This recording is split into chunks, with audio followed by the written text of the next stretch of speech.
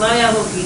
बोलेगा अभी जान की माया है तो हीरा लियो, पत्थर लियो, मकान लियो, पिक्चर चलो, ये लियो, वो लियो। आप कैसे कौन से उपयोग में माया चलाते हो? आपको 10 रुपया खर्चेगा किसी सत्कर्म में तो भी आपको याद होगा। आप इधर कुछ दुआ ना करेगा तो भी याद होगा। पर जब भी तू अपने ऐश में खर्चेगा, हराम में पैसा लाएगा तो तुमको याद नहीं पड़ेगा। क्यों? इसमें तुम्हारी ज्यादा इंटरेस्ट है। जिस चीज में तुम्हारी इंटरेस्ट है वो याद नहीं पड़ेगा। और जो तुम्हारे से कराया जाता है, अभी जितने भी आप देखो आश्रम है तो किसी से भीख मांग के आश्रम करना है। संत ने भीख मांगी है, ऐसे आश्रम कोई नहीं देता है। हम जब किसको बोलते हैं हमको आश्रम नहीं चाहिए तो भगवान को कहेगा आप कैसे बोलते हैं आश्रम चाहिए, मंदिर भी चाहिए, ये भी चाहिए। तुम कुछ भी बिगड़ मांगे कुछ नहीं मिलता है। बिगड़ मांगे सारी सृष्टि मिलती है। क्योंकि में सारी सृष्टि मिलती है। ये घर है तो भी मंदिर है, तुम्हारा घर है तो भी मंदिर है। इसीलिए अपना मंदिर नहीं बनाना पड़ता है, तभी सब मंदिर हमको मिलेगा। और जब ये अपना मंदिर बनाएगा तो अंतकाल जो मंदिर से मरे, ऐसी चिंता में जो मरे, प्रेत जून वलन, उसमें भी वो संत भूत बन के आके बैठे। न समझना तो उसने मंदिर क्यों मांगा भगवान से, क्यों पदार्थ मांगा, क्यों किसी से टोकरी लेके और मांगने लगे। आप देखो जितने भी ये गुरुद्वारे मंदिर के बने हैं सबकी कोठी उसमें आई है। सबने ऐसे टोकरी उठा के मांगा है। किसी के मन में ऐसे नहीं आता है जो दान मुफ्त में करे। आप किसी मंदिर में जाएगा बोलेगा आप कितना करेगा, सच बोलो। तो जो भी मंदिर बने हैं तो उन लोगों ने तुम्हारे से मांगा है या तुम आपसे लेके आप ही तो दुआना उसको रखेगा ठाकुर जी के आगे, दो चार आना। और जो वे इतना पैसा इकट्ठे करते हैं वो सब मांगते हैं। मांगने से मना भला, ये सतगुरु की चीज। मांगन मरण समान है, मत कोई मांगे जी। अब सब आश्रम में जाओ, देखो कितना सत्संग है। सत्संग ही नहीं होता है क्योंकि जो माया आई ना, तो माया में ना भगवान ठहरता नहीं, भगवान भाग जाता है। एक दिन लक्ष्मी और नारायण आपस में फैसला करता है। लक्ष्मी बोलती है मेरी पूजा होती है, नारायण भगवान बोलता है मेरी पूजा होती है। दोनों को लगी लड़ाई। तो एक शाहूकार के घर में 2 कमरा लेके दोनों बैठे।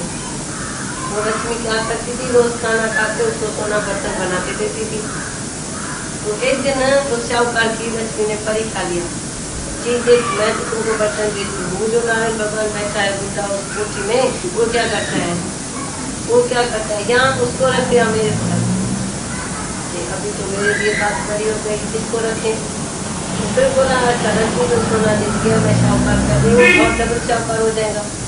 और नारायण भगवान कुछ नहीं देता, वो ऐसे ही खाता पीता है, इसको निकालो, उसको बोलो भाई मेरे को तो लक्ष्मी चाहिए, तू जा। वो बेचारा नारायण भगवान चल के जाके कबीर के घर में बैठा। वो कबीर के बैठा, जब वो 8 दिन उसको सोना बर्तन करके वापस आई कबीर के घर में आ गई लक्ष्मी। तो उसने बोला अरे नानी तू जल्दी चल, कानों काटी नाकों काटी, 3 लोग की प्यारी है, संतन की देर में चल इधर। उसको डंडा लेके कबीर ने उसको निकालने की कोशिश किया। तो भगवान बोलता है देखो मेरे को फिर भी तुम्हारे भगत ने 2-4 दिन रखा, पर मेरा भगत तुमको इससे कर नहीं दिखाएगा।